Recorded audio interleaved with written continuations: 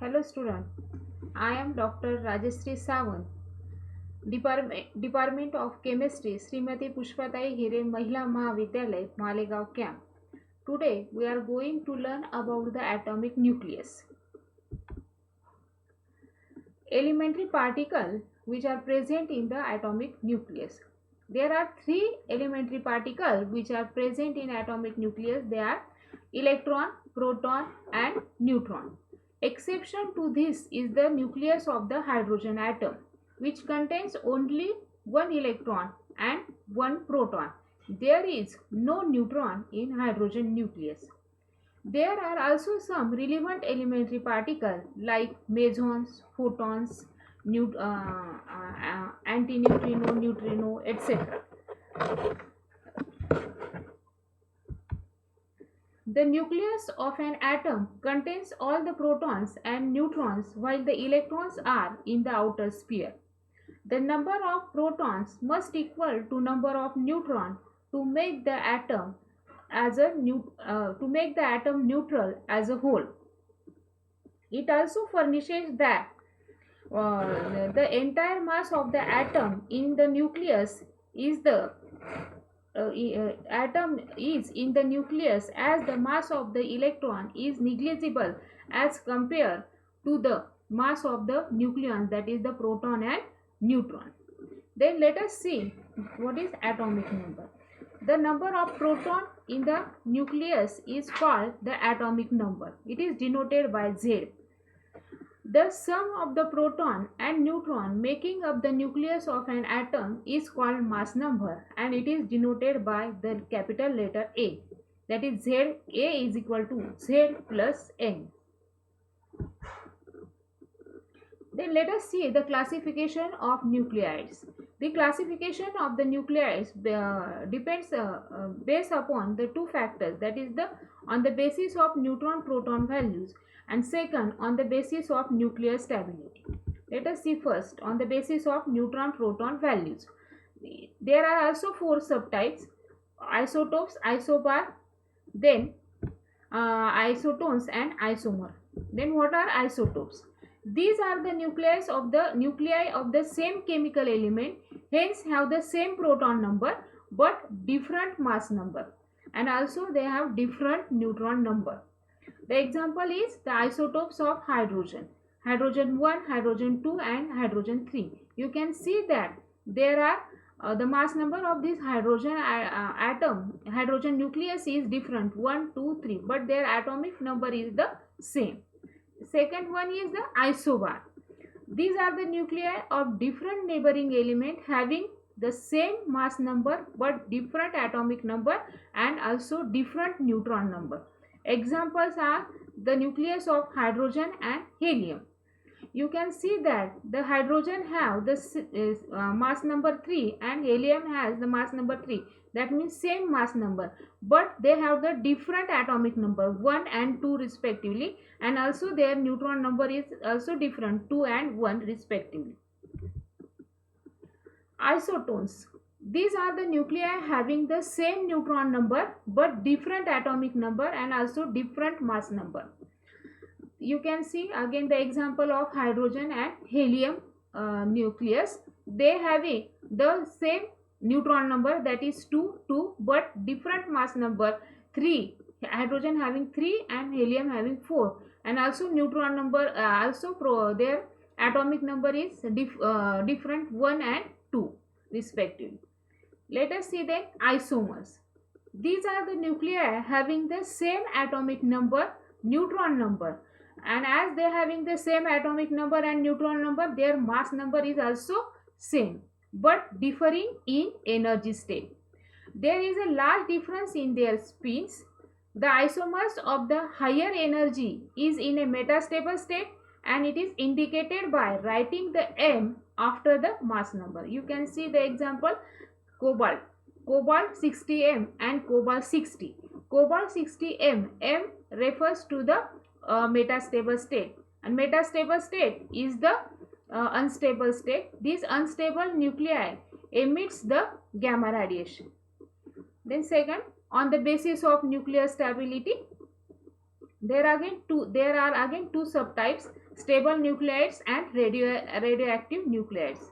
Stable nuclides are those which having their proton and neutron contents remain unchanged forever. Wow, that means their proton and neutron content remain unchanged forever. No matter how the electron in the outer sphere may change their location and their number via chemical reaction. The nucleus of the stable nuclide can be changed only under the severe condition of the bombardment of external radiation or high energy particle or neutron capture. Radioactive, then second is radioactive nuclide. These are the unstable nuclides and undergoes the spontaneous changes with forming the new nuclides by losing or rearranging some of protons and neutrons. Then next, nuclear stability. A study of characteristic of large number of stable and radioactive nuclides shows that the nuclear stability of that nucleus depend upon the following factor. That factors are even and odd nature of number of protons and neutrons and neutron to proton ratio. Let us see one by one. First, even and odd nature number of protons and neutrons. Following table gives the distribution of stable nuclides in terms of the evenness or oddness of number of protons and neutrons in the nucleus. You can see that even, that means which having the mass number even and neutron number also even, they are 165. Then the nucleids which having the mass atomic number even and neutron number odd, and therefore their mass number is odd, 55, then 50, and then 4.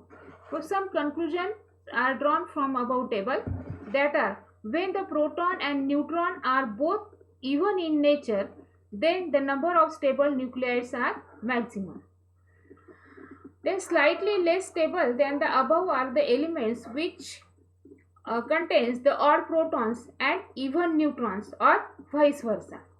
Elements with odd mass number are less stable than those having the even mass number. Very few elements with odd protons and also with odd neutrons are stable, that is only 4. Then next, neutron to proton ratio. Nuclei are composed of proton and neutron. The protons would tend to fly apart due to repulsive forces between them, but the neutrons in the same way hold the proton together within the nucleus. Stability of the nucleus seems to depend upon the neutron to proton ratio in the nucleus. If we plot a graph of neutron number versus proton number, each point on the graph indicates the number of protons and neutrons in particular stable nucleus. You can see here the graph neutron number versus proton number, and it is clear from the graph that the lower elements, that is the lower element, that means which atomic number is up to 20. Their stable nuclei have equal number of protons and equal number of neutrons. That means their NP ratio is equal to 1. For higher elements to be stable, there must be more neutrons than proton. That means their NP ratio should be greater than 1. The shaded portion in the graph represents the region of stability belt, and the nucleus which are present in the stability belt, they are stable nuclides, and the nuclides which are above the belt and which are below the belt, they are unstable and they are called as radioactive nuclide, and they try to come across this belt. That means they emits alpha and beta particles so as to move into the stability belt. Then let us see which nucleus emits the alpha and which nucleus emits the beta particle to move into the stability belt. A nucleus above the stability belt which contains the more number of neutrons that require for the stability, the nucleus which contains the more number of neutrons that require for the stability, they convert their neutron into proton by emission of beta particle. Thus their NP ratio decreases and the nucleus become more stable. Thus they emit the beta particle. Then the nucleus whose NP ratio lies below the stability belt, that means they contains the more number of neutrons, that means they contains more number of protons and less number of neutrons for stability, so they loses their protons and convert into neutron by alpha emission. In this way they enter into the stability belt. The radioactive nuclide continue to emit the alpha and beta particle one after another till the stable nucleus is formed. Thank you.